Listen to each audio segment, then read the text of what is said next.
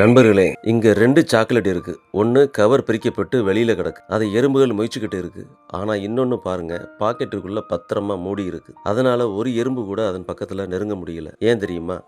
இதே விஷயம்தான் மனுஷங்களுக்கு நடக்குது. நீங்க மத்தவங்களுக்காக எப்பவுமே கிடைக்கிற, அதாவது அவைலபிளா இருந்தீங்கன்னா, இந்த உலகம் உங்கள உங்க தகுதிக்காக மதிக்காது. அவங்க தேவைக்கு எப்பப்பலாம் நம்ம தேவைப்படுமோ கூப்பிடுவாங்க, பயன்படுத்திட்டு தூக்கி போட்டு போயிட்டே இருப்பாங்க. அடுத்து அவங்க வேலைய கவனிக்க போயிருவாங்க. அடுத்து எப்ப தேவைப்படுதோ அப்ப கூப்பிடுவாங்க. அதனால மத்தவங்களுக்காக எல்லா நேரத்தையும் செலவு செய்யாம, அந்த நேரத்த உங்களை செதுக்கிறதுக்காக பயன்படுத்திக்கங்க. அது உங்க கல்வியாக இருக்கலாம், உங்க தொழிலா இருக்கலாம், உங்க கலையா இருக்கலாம். அந்த விஷயத்துல நீங்க ஸ்பெஷலிஸ்ட் ஆயிட்டீங்கன்னா, அந்த நேரத்த ஒதுக்கி உங்கள நீங்களே மெருகேத்தி, உங்க வேலைய இன்னும் அழகாக செம்மைப்படுத்திக்கிட்டே இருந்தீங்கன்னா, உங்க வாழ்க்கை தானாகவே முன்னேற்ற பாதையை நோக்கி போக ஆரம்பிக்கும்.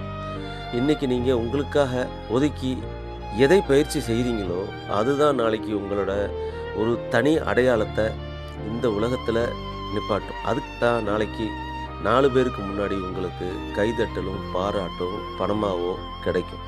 அதுதான் உங்களோட வாழ்க்கைய அழகுபடுத்தும். நம்மள சுத்தி இருக்கிறவங்கலாம் இதைத்தான் பண்ணிக்கிட்டு இருக்காங்க. நம்மள வச்சு காமெடி பண்ணிக்கிட்டு இருக்காங்க.